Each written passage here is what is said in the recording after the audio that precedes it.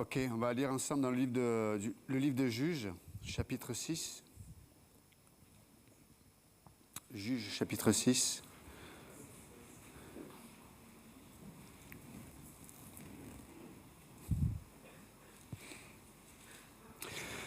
Les enfants d'Israël, verset 1. Les enfants d'Israël firent ce qui déplaît à l'Éternel, et l'Éternel les livra entre les mains de Madian pendant 7 ans. La main de Madian fut puissante contre Israël. Pour échapper à Madian, les enfants d'Israël se retiraient dans les ravins des montagnes, dans les cavernes, sur les rochers fortifiés. Quand Israël avait semé, Madian montait avec Amalek et les fils de l'Orient, et il marchait contre lui.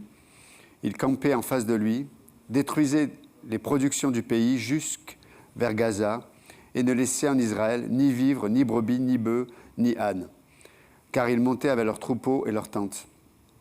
Ils arrivaient comme une multitude de sauterelles, ils étaient innombrables, eux et leurs chameaux, et ils venaient dans le pays pour le ravager. Israël fut très malheureux à cause de Madian. Et les enfants d'Israël crièrent à l'Éternel. Lorsque les enfants d'Israël crièrent à l'Éternel au sujet de Madian, l'Éternel envoya un prophète aux enfants d'Israël. Et il leur dit, « Ainsi parle l'Éternel, le Dieu d'Israël. Je vous ai fait monter d'Égypte, et je vous ai fait sortir de la maison de servitude. Je vous ai délivré de la main des Égyptiens et de la main de tous ceux qui vous opprimaient. Je les ai chassés devant vous et je vous ai donné leur pays. Je vous ai dit, je suis l'Éternel votre Dieu, vous ne craindrez point les dieux des Amoréens dans le pays desquels vous habitez. Mais vous n'avez point écouté ma voix. Puis vint l'ange de l'Éternel et il s'assit sous le térébinthe d'Ophra, qui appartenait à Joas, de la famille d'Abiézer. Gédéon, son fils, battait du froment au pressoir pour le mettre à l'abri de Madian. L'ange de l'Éternel lui apparut et lui dit, « L'Éternel est avec toi, vaillant héros. » Gédéon lui dit, « Ah, mon Seigneur, si l'Éternel est avec nous, pourquoi toutes ces choses nous sont-elles arrivées? Et où sont tous ces prodiges que nos pères nous racontent quand ils disent, « L'Éternel ne nous a-t-il pas fait monter hors d'Égypte ?» Maintenant, l'Éternel nous abandonne et il nous livre entre les mains de Madian. L'Éternel se tourna vers lui et dit, « Va avec cette force que tu as et délivre Israël de la main de Madian. N'est-ce pas moi qui t'envoie ?» Seigneur, merci encore de bénir ta parole ce matin. Et juste que tu puisses nous saisir par ton esprit et ta sagesse. Dans le nom de Jésus, nous prions. Amen. Vous pouvez vous asseoir.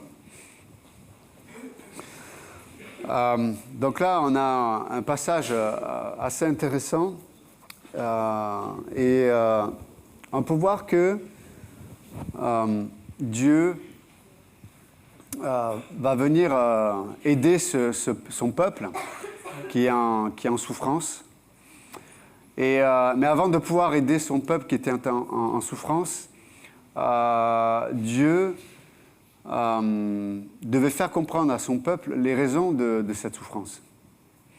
Et cette souffrance, malheureusement, venait du fait que le peuple d'Israël s'était attaché à des idoles, s'était attaché... c'est intéressant parce que là, dans le passage, le mot « craindre », c'est un synonyme d'adorer. Il craignait d'autres dieux. Et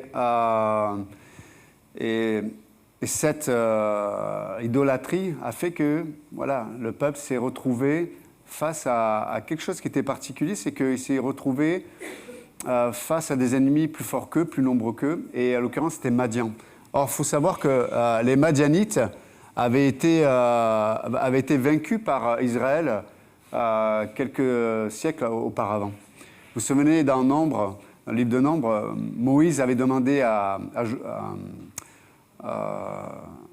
c'était pas Josué, c'était à Phiné de venger son peuple et d'aller exterminer les Madianites.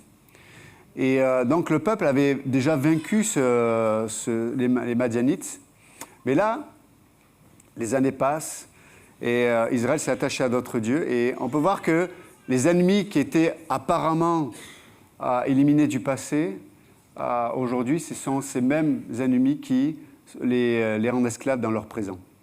Et là, ça nous parle aussi d'un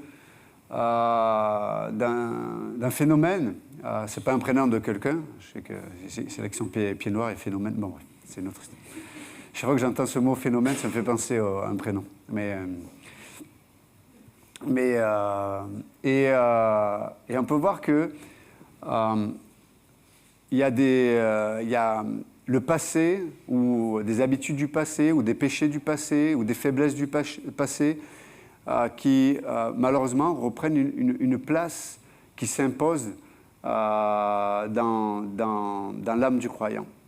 Et ça, c'est un signe qui montre que notre cœur s'est attaché à quelque chose ou à quelqu'un, et ce quelque chose ou quelqu'un a pris la place de Dieu. Et des fois, on ne s'en rend pas compte. On ne s'en rend pas compte que notre cœur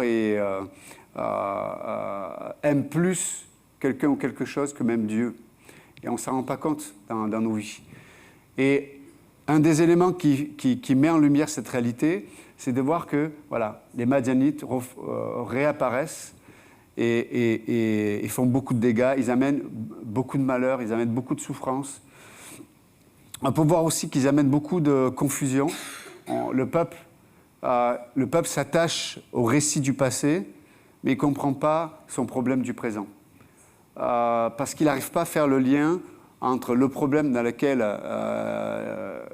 le problème qui les amène à souffrir, ils ne font pas le lien entre le problème qui les amène à souffrir et ce Dieu qui est tout-puissant, qui était capable de libérer leur père, etc. Donc ils se disent, mais qu'est-ce qui se passe ? Et Gédéon va le verbaliser quand l'ange de l'Éternel va l'adresser, il va dire, mais l'Éternel nous a abandonnés.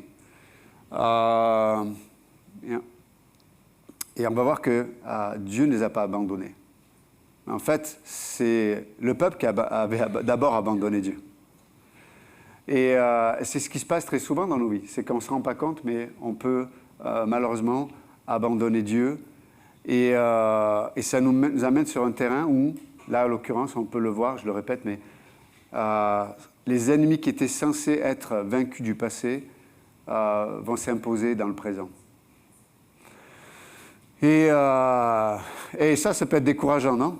Tu te dis, mais attends, mais c'est pas possible. Cette faiblesse-là, ou cette mauvaise habitude-là, ces mauvaises pensées-là, des fois, ça peut être un état intérieur, tu sais, c'est comme, on a un état d'âme, on a peut-être dépressif, ou on peut être très négatif, etc., etc. Et puis ces choses-là, on avait l'impression que c'était réglé, et puis ça revient. On se dit, mais qu'est-ce qui se passe ? Est-ce que j'ai halluciné ? Est-ce que c'était juste psychologique ? Ou est-ce que vraiment Dieu était intervenu ? Et Dieu, là, on va voir que nous rappelle que oui, c'est Dieu qui est intervenu. Mais comme le peuple avait laissé Dieu, ces choses du passé refont surface. Est-ce que ça arrive, ça, dans nos vies ? Malheureusement, oui. Mais on peut voir que l'Écriture dit que Dieu va entendre les cris de son peuple, la souffrance. Tu sais, c'est comme le peuple est arrivé à un point où sa priorité, c'est de se sortir de ce problème-là. Il cherche une solution. Et on peut voir que ça a pris des années. Ça faisait des années que le peuple souffrait. Mais ça a pris des années pour que cette souffrance se transforme en disposition. Une disposition pour que Dieu puisse intervenir. Alors des fois, dans notre vie, ça peut s'exprimer par des heures de souffrance et on va se remettre devant Dieu. Des fois, ça peut prendre des jours, des fois, ça peut prendre des semaines. Et des fois, dans certains cas, ça peut prendre des années, de nombreuses années. Et le peuple va entendre, Dieu va entendre la souffrance de son peuple, il va envoyer un prophète. Et on sait que le ministère prophétique, si on devait l'appliquer à aujourd'hui, c'est le ministère de la parole, en fait. On peut voir que le début de la solution commence toujours par la parole. Dieu envoie un prophète. Et cette parole, elle va décrire les raisons de la situation. Et souvent, c'est ce que fait la parole de Dieu. C'est que Dieu envoie sa parole, et puis sa parole va mettre la lumière sur les raisons du problème, les raisons d'une souffrance, les raisons d'une confusion, les raisons de mauvaises habitudes, les raisons de combats et de batailles que l'on fait, que malheureusement, que l'on perd trop souvent. Et Dieu envoie sa parole. Et sa parole va dire, voilà, elle va mettre le doigt sur le problème. Pas pour que le problème devienne notre identité, mais pour dire, ok, si on s'accorde sur le problème, je vais pouvoir régler le problème. Très souvent, et vous savez, si quelque chose perdure, c'est qu'à un moment donné, on n'accepte pas ce que le docteur, je parle de Dieu, ce que le docteur nous dit. Il y a des gens qui restent butés. Ils restent avec leurs opinions, ils restent avec leurs pensées, ils restent avec leurs idées. Et ils sont malheureux. Et ils cherchent une solution à leur malheur, mais ils ne veulent pas... ils veulent Dieu, et que Dieu amène... Ils veulent la solution de Dieu, mais ils ne veulent pas le verdict de Dieu ou l'ordonnance de Dieu. Voilà. Ils ne veulent pas entendre ce que Dieu a à dire du problème.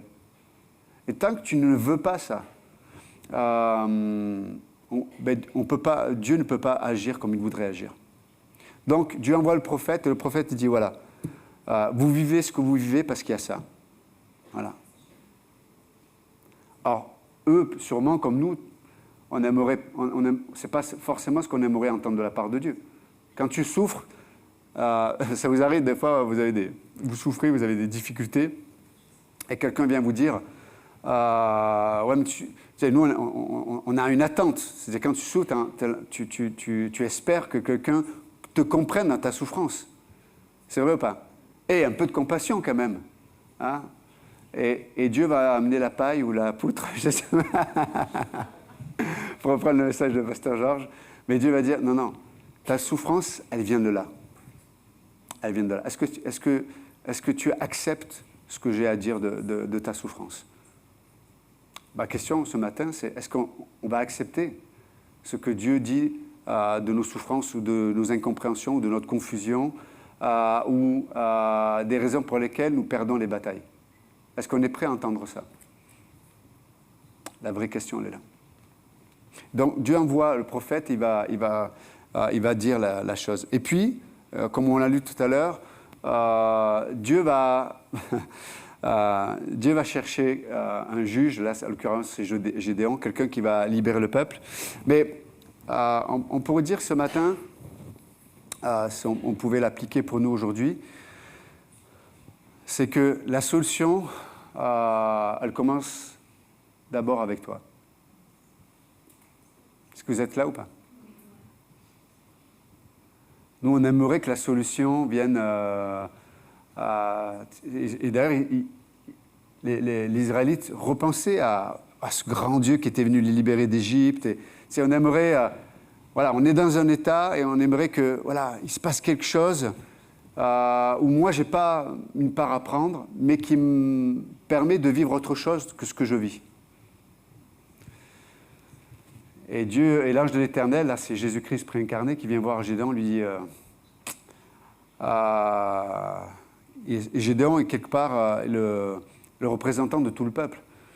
Il vient le voir et lui dit, mais ok, moi j'ai un désir que vous puissiez être délivrés. Moi j'ai un désir que vous puissiez être guéris. Moi j'ai un désir que vous puissiez sortir de votre situation. Mais ça doit passer par toi. De la même façon, peut-être que Dieu nous adresse ce matin et dit, ok, dans ce que tu vis, est-ce que tu vas être d'accord de participer à l'œuvre de Dieu? Pour la guérison, et c'est exactement ce que Dieu fait en parlant à Gédéon. Et ce passage est quand même intéressant parce qu'il est rempli un peu d'humour. Parce que déjà, Dieu vient se parler à Gédéon et il s'assoit à l'endroit où il y avait de l'idolâtrie, le térébinthe. C'est comme un arbre, c'est comme un chêne, mais aussi qui était utilisé pour faire des sacrifices et pour adorer des idoles. Et là, Dieu vient s'asseoir là, et il dit rien. Il dit, ok, j'aime ce qu'il dit, il dit, l'ange de l'Éternel lui apparut, il lui dit, l'Éternel est avec toi, vaillant héros. Ah. Mais j'aime ce que Dieu, la façon dont Dieu prépare notre cœur. Donc là, on a lu le texte. Hein. Gédéon se cache pour garder, pour pas que Madian vienne le voler. Il fuit la situation, il se cache.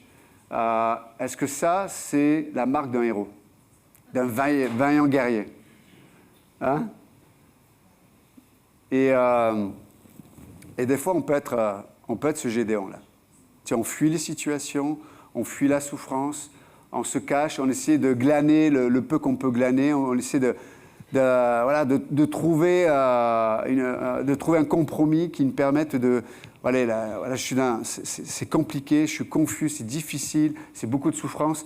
Voilà, mais j'essaie de me débrouiller assez pour que ce soit supportable. Et là, Dieu vient et lui dit, « Hey, vaillant héros !» C'est-à-dire, littéralement, c'est un guerrier rempli de force.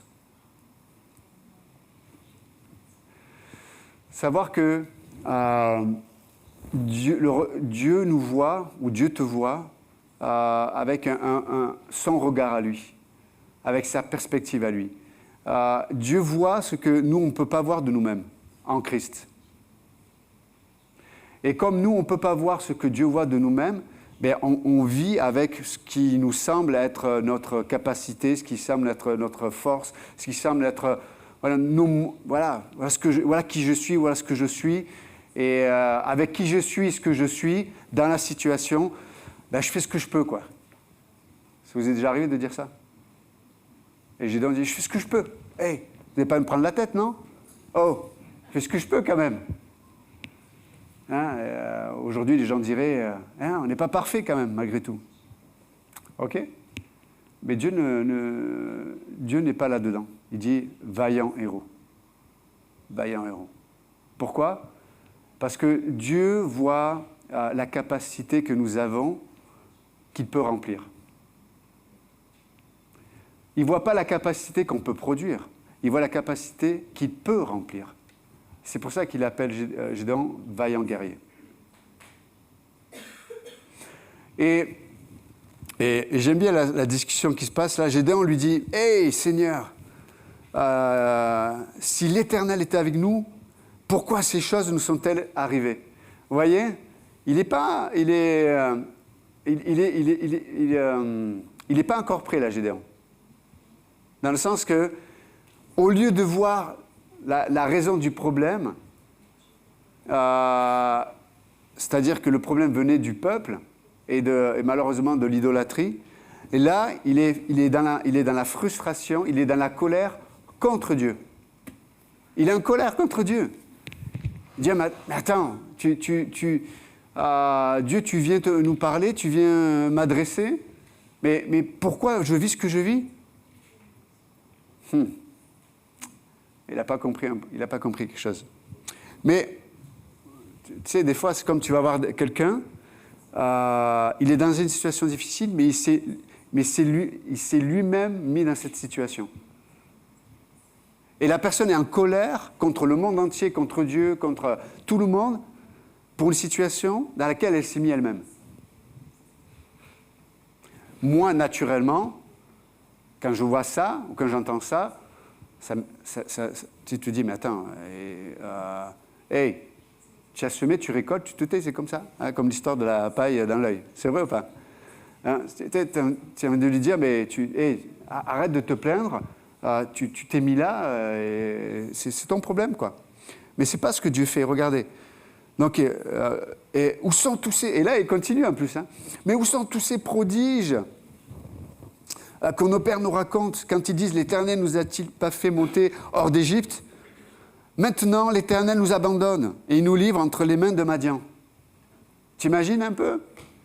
Il est fâché, hein? Il est vraiment fâché, quoi.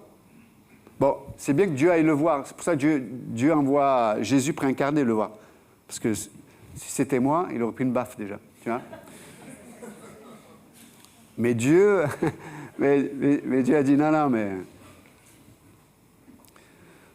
naturellement, on est plus dans l'esprit vous savez, des fils de Jean, tu sais, les frères Jean qui disent « Et eux, ils ne te suivent pas, est-ce que je peux prier que le feu du ciel tombe sur eux ?» Moi, naturellement, je suis un peu plus comme ça. Il n'y a que moi ou vous aussi? Hein? C'est bien fait pour lui, il la retourne, c'est comme ça. Voilà. Alors, aujourd'hui, ils appellent ça le karma. Hein? C'est le karma. Mais, et je vois que ça vous fait plaisir, ça. Mais j'aime ce que... Mais regardez la façon de Dieu, verset 14. L'Éternel se tourna vers lui. L'Éternel se tourna vers lui. Ça veut dire que peut-être que, je sais pas, il devait cueillir des fleurs pendant que l'autre, il se plaignait. Il dit, oh, elle est jolie cette fleur. C'est moi qui l'ai créée en plus. C'est beau. Quand il a fini, il dit, ah oui, va avec cette force que tu as.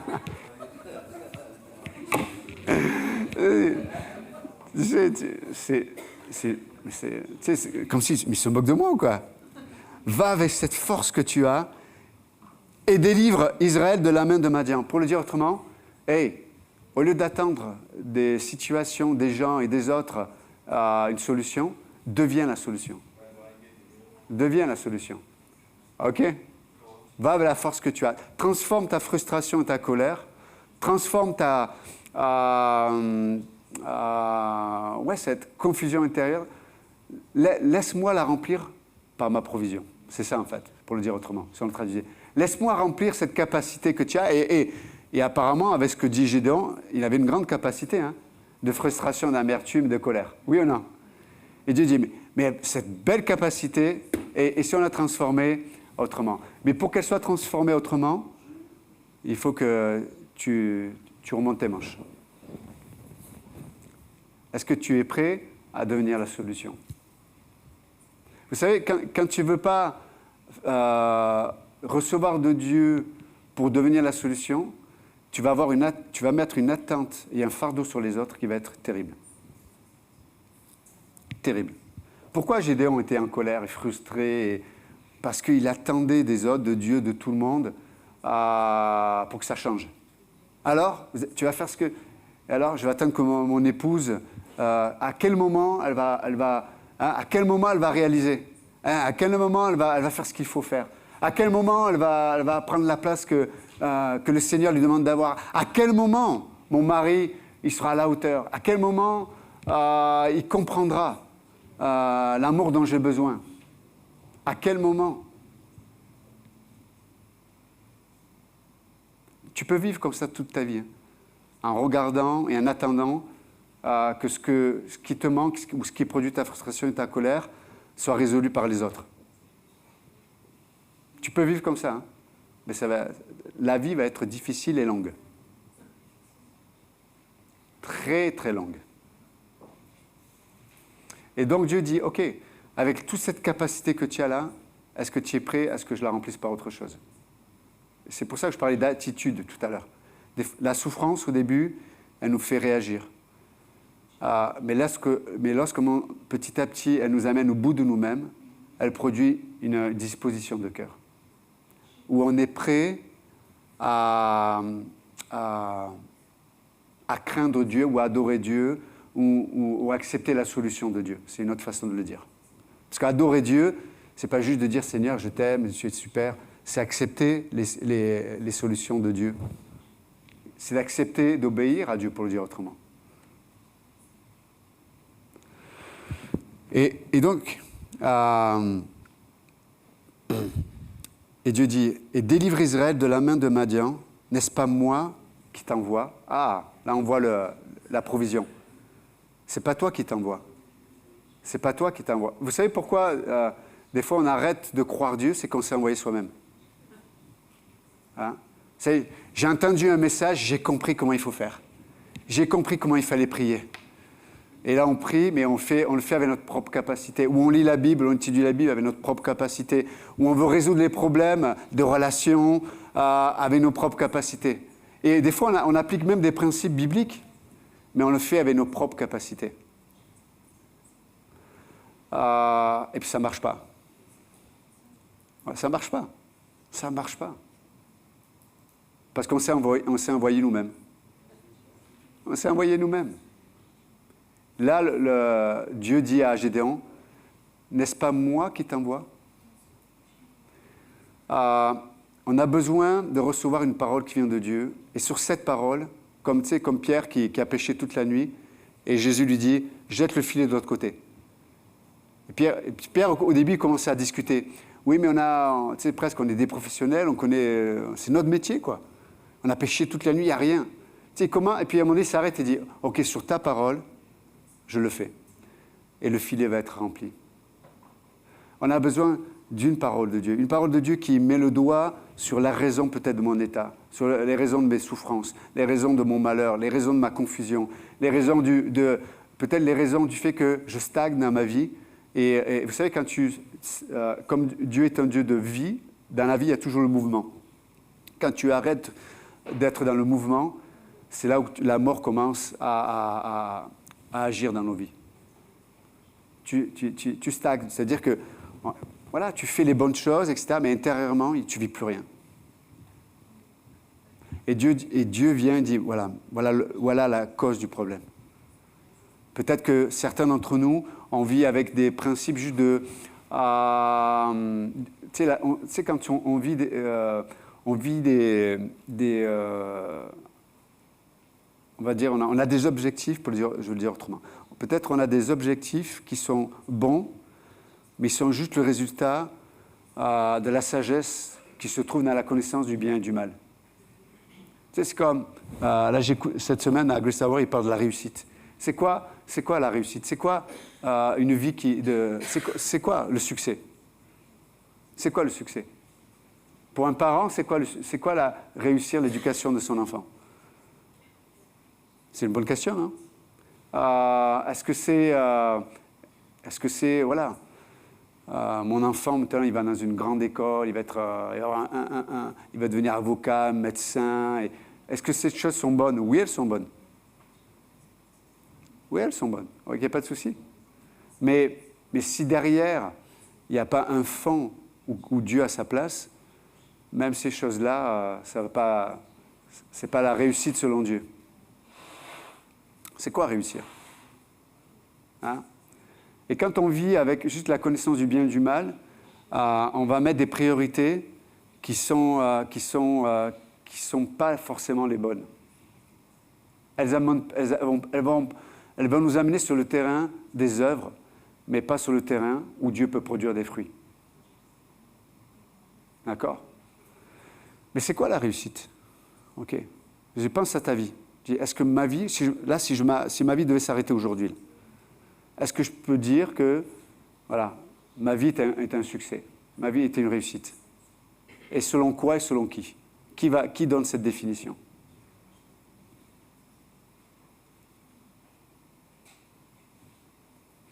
Donc, oui, la réussite, c'est quoi? C'est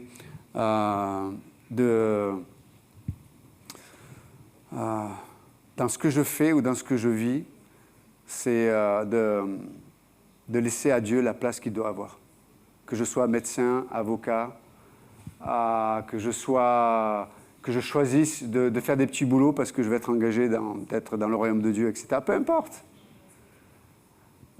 Mais Dieu vient voir Gédéon et lui dit, mais en fait, tu es un vaillant héros. Ta vie est une réussite parce que je vais remplir ta capacité. Wow. Et donc, simplement, dans ce que je vis, est-ce que j'accepte d'entendre ce que Dieu a à dire de ma vie? Je peux avoir parce que je peux aller suivre, je peux aller voir des psychologues ou des psychiatres chaque semaine. Et ils vont peut-être me dire ce que j'ai envie d'entendre. Ou je vais toujours fréquenter les gens qui me disent toujours ce que je veux entendre. La question, c'est est-ce que je suis prêt à disposer à entendre ce que Dieu a à dire? Est-ce que vous êtes avec moi ou pas? Parce que le désir de Dieu, on le voit dans ce passage, le désir de Dieu, c'est que le peuple d'Israël soit libéré des Madianites. Vous comprenez? Dieu permet qu'il y ait les Madianites, parce que les Madianites ont été la main qui a éduqué, corrigé Israël.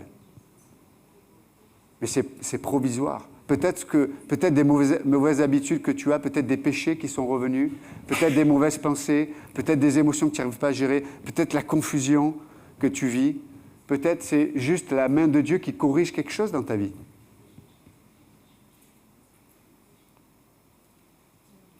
Mais c'est parce que, mais le cœur de Dieu, la pensée de Dieu, c'est que tu ne vives pas toujours comme ça. Les Madianites sont que pour un temps. Mais il faut accepter de dire Seigneur, voilà, oui, je reconnais dans tel domaine, etc., etc.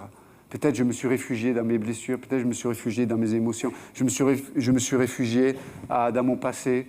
Peut-être certains ont été rejetés par leur famille ou par des amis, ou certains ont été abusés, ou certains ont juste vécu l'indifférence. Voilà, tu es dans une famille, la famille est bien, mais il y a comme une forme d'indifférence, où il y a des préférences, et on peut entretenir cette façon de vivre. Et certains vont essayer de se construire eux-mêmes, et certains vont s'auto-détruire d'une autre façon. Mais soit l'un ou l'autre, c'est passer à côté de la solution de Dieu. Parce qu'entretenir mes blessures, c'est une forme d'idolâtrie. Voilà qui je suis. Voilà, je suis comme... Et c'est ce que dit Gédéon. Non, moi je ne peux pas. Non, et il va le dire après. Mais je suis le plus petit de la plus petite des familles, de la plus petite des tribus. Et combien d'entre nous, on se réfugie là-dedans? Ce que j'ai vécu, ce qu'on m'a fait, ce qu'on ne m'a pas fait, ce qu'on m'a dit, ce qu'on ne m'a pas dit. Mais tant que tu raisonnes comme ça, les Madianites vont avoir le dessus sur ta vie. Tu vas être esclave de tes péchés et de tes faiblesses. Est-ce que vous êtes avec moi ou pas? On doit accepter le verdict de Dieu. On doit entendre ce que Dieu a à dire. Non, mais c'est injuste ce que j'ai vécu, c'est injuste. Oui, c'est injuste, ok. Mais tu as ta part là-dedans. Et ce n'est pas pour nous accuser que Dieu fait ça. Parce que c'est en fait, lorsque on commence à être d'accord avec Dieu, c'est ce qui va nous aider à ouvrir notre cœur pour que Dieu le remplisse. Vous êtes avec moi ou pas? Mais tant qu'il y a le bouchon dessus, vous avez essayé de remplir une bouteille avec un bouchon dessus? Tu prends une citerne d'eau, il y a des litres, des tonnes d'eau. Mais tant qu'il y a le bouchon sur la bouteille, rien, nada, que dalle. Il n'y a rien qui pourra remplir la bouteille. Et des fois, notre cœur, il est comme ça. Il y a un bouchon. Et le moyen de faire péter, d'enlever ce bouchon, c'est d'entendre ce que Dieu a à dire. Israël, tu vis ce que tu vis parce que ton cœur s'est attaché à autre chose. Ton cœur s'est attaché à autre chose. Donc, la première chose. Deuxième chose, c'est que Dieu dit, la solution que je vais amener, elle va venir en toi, dans ton cœur, par toi. Comprenez ou pas? Il y a des décisions qu'on doit prendre, on a une façon de penser qui doit changer. Dans Romains 12, il est dit que lorsqu'on s'offre à Dieu, Dieu va renouveler notre intelligence. C'est-à-dire qu'il va nous faire, nous amener à des raisonnements différents. Mais pour que mon raisonnement change, des fois on fait le contraire. On se dit, il faut que j'arrive à changer mon raisonnement. Quand je parle de raisonnement, je ne parle pas simplement de connaissance. Parce que des fois, on peut avoir la connaissance de ce que Dieu nous demande. Mais ça, quand il est parlé de l'intelligence, il est parlé de ce qui relie mon cœur, mon être profond avec la vérité. Mais pour que mon intelligence soit changée, Paul le dit, il faut que j'offre mon corps comme un sacrifice vivant à Dieu. Et c'est raisonnable. C'est raisonnable. De quoi a-t-on peur? Pourquoi on vit dans la crainte? vis-à-vis de ce que Dieu pourrait nous dire? Est-ce que tu penses que Dieu va t'amener à manquer de quelque chose? Est-ce que tu penses que Dieu, ce qu'il a dit, bien sûr que des fois, ça peut remettre en question une grande partie de nos vies, des fois. C'est vrai ou pas? Même spirituellement parlant. Je pensais que ça, c'était une conviction, c'était comme ça, c'est comme ça. Ouais, mais regarde quel fruit ça porte de penser comme ça. Quel fruit ça porte? Tu peux me dire A plus B que tu es sûr que tu as raison. Tout le monde te dit que tu as tort, mais toi, tu te dis, au fond de moi, je le sais, c'est vrai. Ouais, mais à force de vivre dans un scaphandre, tu ne respires pas beaucoup. Hein, parce que pour aller au fond. Donc, et Dieu dit, non, non, non, non, non. Ta pensée là, elle est fausse. Ta pensée là, elle est fausse. Quand tu penses comme ça, c'est toi qui est au-dessus de ma pensée. Donc le bouchon est encore là. Et on pourra y verser tout au lot de la terre, rien y pénétrera. Et tu vas vivre esclave de tes péchés, esclave de tes faiblesses, esclave de tes mauvaises habitudes, esclave des addictions ou autres. Or, Dieu te voit autrement. Jeudi, on parlait de l'acte et la résonance. Et peut-être, juste pour finir, c'est quoi la résonance? L'acte et la résonance, c'est que on doit apprendre à... Je donnais juste l'exemple. Il y avait un auteur qui raconte ça. Il dit qu'il était dans une promo où il y avait un gars qui était le meilleur de la promotion. Il avait toujours les meilleures notes, il était toujours le plus intelligent, il comprenait plus vite que tout le monde. Mais quand il n'arrivait pas à avoir 20 sur 20, par exemple s'il avait 19,5 sur 20, pour lui, ça n'avait aucune valeur. Et c'était intéressant parce que bien qu'il soit le meilleur de la classe, en tout le temps, c'était la personne qui avait la plus mauvaise image propre. Pourquoi? Parce qu'il ne savait pas appliquer le principe de résonance. C'est-à-dire, c'est quoi? C'est d'accepter de se dire à soi-même que ce que tu fais, ben, c'est bien. Est-ce que tu es capable de dire que ce que tu fais, c'est bien?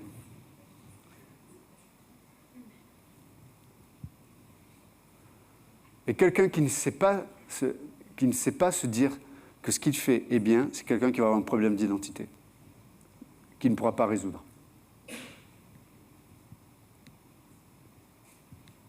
C'est pour ça que Dieu vient voir Gédéon et lui dit « vaillant héros ». Pourquoi? Parce que Dieu connaît l'être humain, entre parenthèses, il l'a créé. Il sait que si l'homme n'apprend pas à pas juste penser, mais à se parler avec la pensée de Dieu,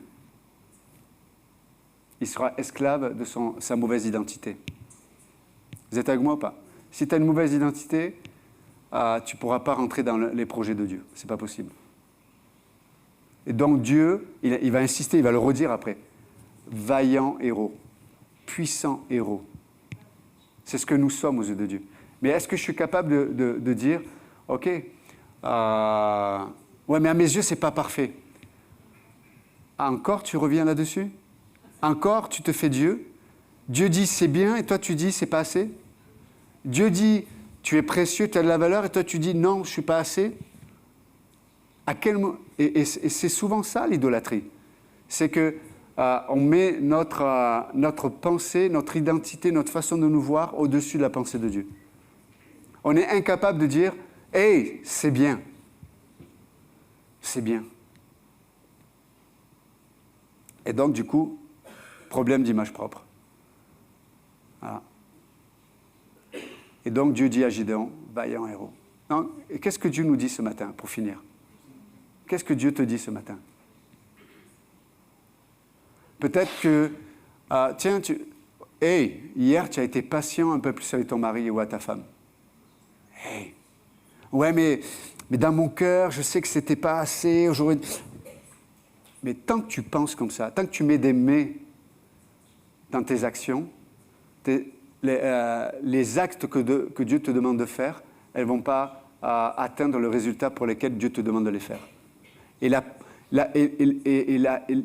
souvent, la première raison de Dieu de nous faire agir dans certaines situations, l'action n'est pas forcément pour accomplir quelque chose, mais les actes que Dieu nous demande de faire sont souvent là pour transformer notre être d'abord en nous. Vous me suivez ou pas?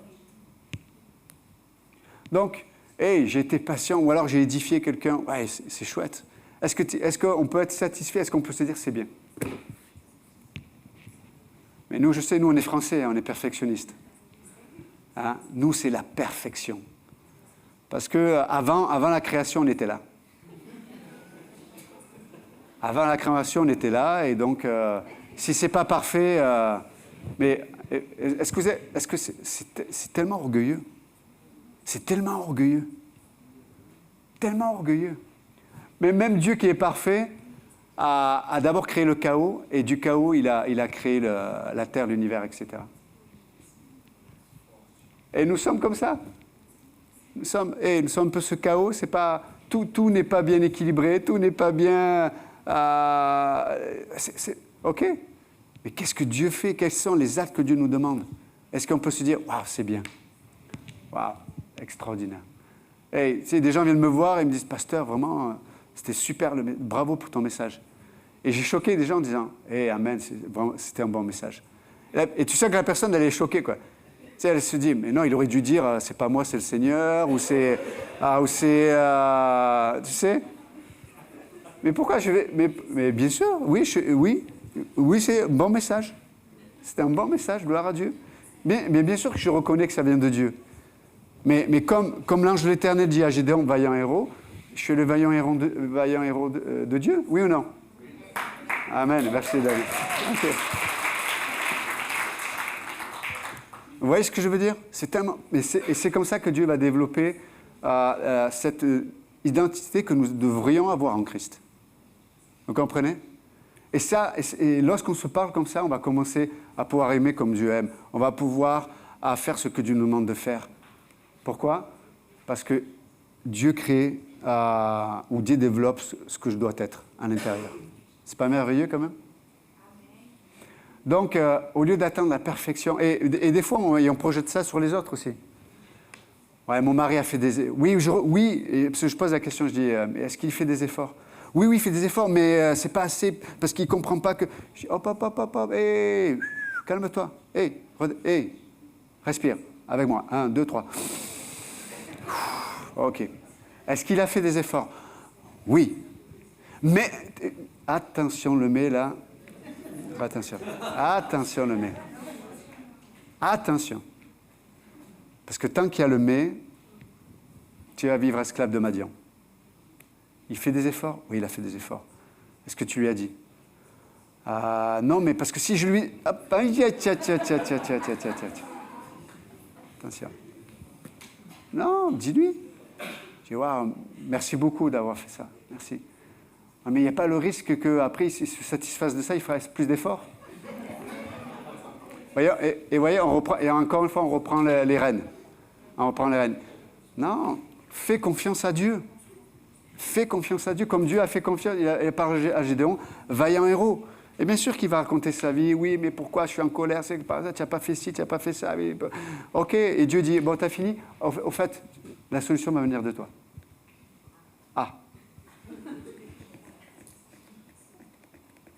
Le pardon, dans un couple, doit venir de toi. Et c'est intéressant parce que, juste je finis avec ça, l'expression qui va être essentielle dans ce passage de Gédéon, dans le chapitre Juge 6, il va faire un autel à Dieu, et c'est un autel de paix. Littéralement, en hébreu, c'est la tranquillité. Yahvé est ma paix, ou Yahvé est ma tranquillité. C'est pas extraordinaire, ça? C'est-à-dire que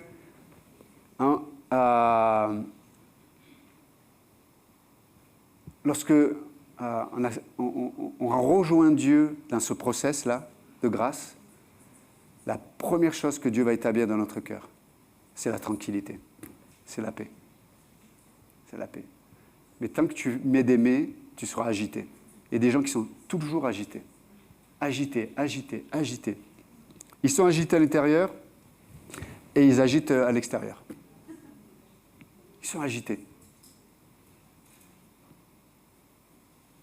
Non, Yahvé est ma paix. Waouh, pas extraordinaire. Hey, amen. Ok. Que Dieu vous bénisse, merci.